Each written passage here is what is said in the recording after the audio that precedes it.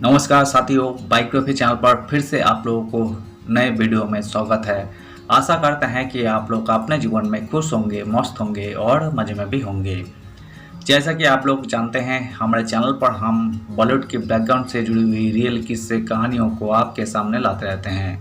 बॉलीवुड के बैकग्राउंड में अनगिनत किस्से कहानियाँ छुपी हुई होती है जो कि आम जन तक नहीं पहुँच पाते हैं। हमारे चैनल पर हम कोशिश करते हैं उन्हीं किस्से कहानियों को आपके सामने लाने की। तो चलिए कहानियों पे चलते हैं, शुरू करते हैं। 5 प्रेमी फिर की शादी पर जिंदगी भर रही तन्हा, ऐसी है रतन टाटा की एक्स लवर की लव लाइफ।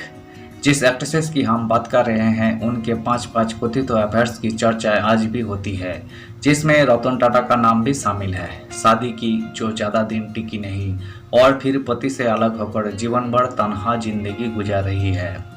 60 से 70 के दशक की ये एक्ट्रेसेस फिल्म इंडस्ट्री में आते ही छा गई थी। कौन है एक खूबसूरत अदाकारा, चलिए आपको बताते हैं।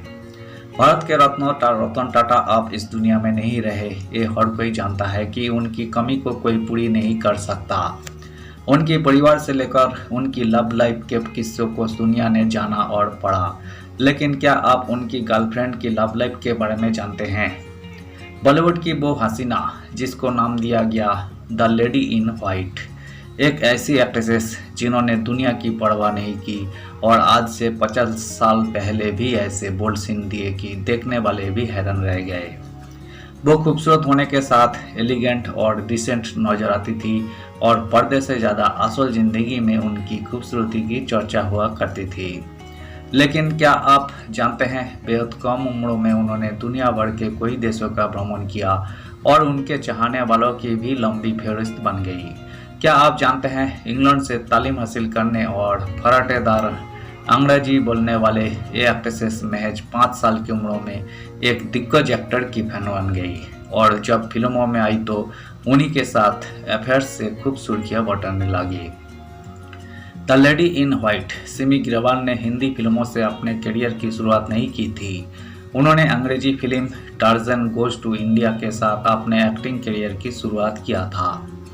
सिमी का जन्म 17 अक्टूबर 1947 को हुआ था। लुधियाना में जन्मी सिमी का पालन पोषण इंग्लैंड में हुआ और उनकी पढ़ाई लिखाई न्यूलैंड हाउस स्कूल से हुई। कहा जाता है कि उनकी माँ बेहद खूबसूरत थी। 5 साल की उम्र में सिमी ग्रेवाल राज कपूर की एक फिल्म आवारा देखी और इसके बाद उनके अंदर फिल्मों में करियर बनाने की लत लग गई।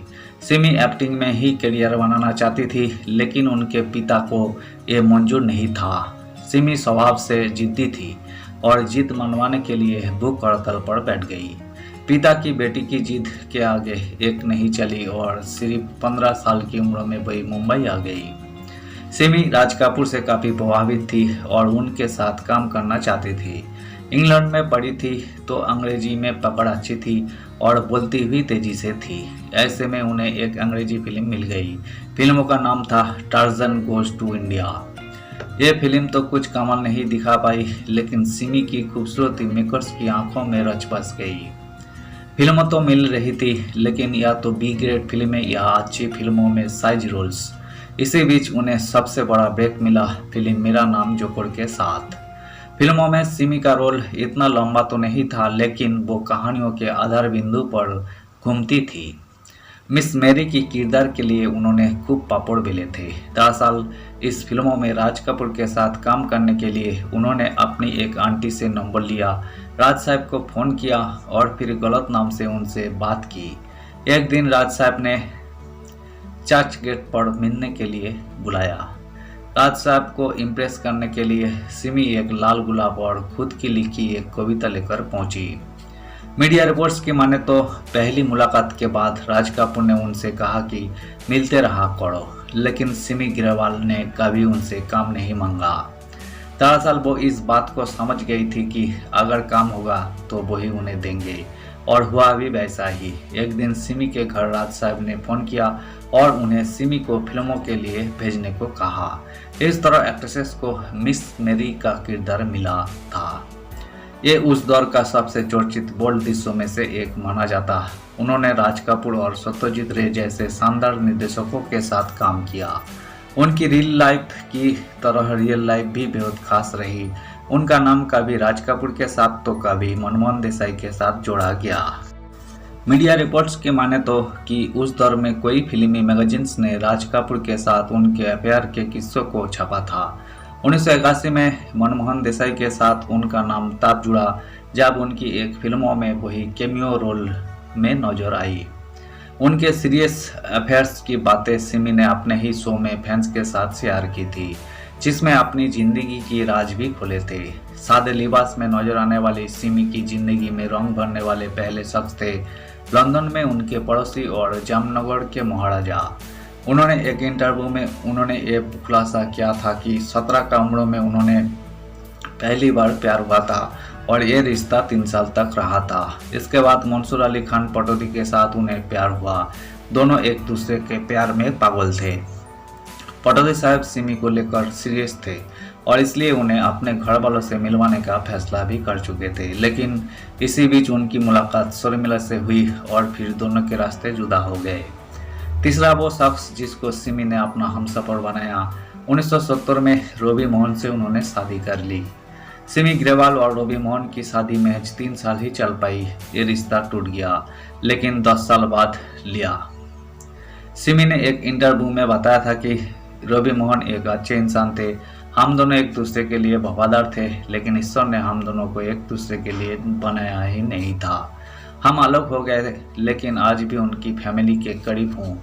सिमी ने खूब पैसा भी कमाया, लेकिन एक अफसोस है, खूबसूरत और बिंदास एक्ट्रेसेस के पास ना पैसे की कमी है ना शोहरत की। 75 साल की सिमी ग्रेवाल के पास सब कुछ है, अगर कुछ नहीं है तो औलाद का सुख नहीं है। सिमी को बच्चा ना होने का अफसोस रहता है। फिल्म फेयर को दिए एक इंटरव्यू में एक्ट्रेसेस ने बताया था कि मेरी जिंदगी का सबसे बड़ा अफसोस है कि मेरा कोई बच्चा नहीं है।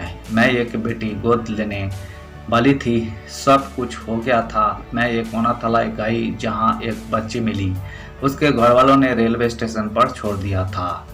नियम के हिसाब से मुझे उसकी फोटो न्यूज़पेपर में छपवानी पड़ी। 3 महीने तक तो किसी ने बच्चे की सूद नहीं ली, लेकिन जैसे ही मुझे उसकी कस्टडी मिलने वाली थी, बच्ची के माता पिता सामने आ गए। मेरा दिल टूट गया। धन्यवाद साथियों, आज की इस वीडियो में हमने बॉलीवुड के मशहूर एक्ट्रेसेस सिमी ग्रेवाल से जुड़ी हुई किस्से को आपके सामने रखने की कोशिश की है। उम्मीद है दोस्तों वीडियो आपको जरूर पसंद आई होगी। वीडियो पसंद आए तो लाइक कर दीजिएगा। चैनल पर नए आए हैं तो प्लीज़ एक सब्सक्राइब कर दीजिएगा। मिलते हैं नेक्स्ट वीडियो में। धन्यवाद।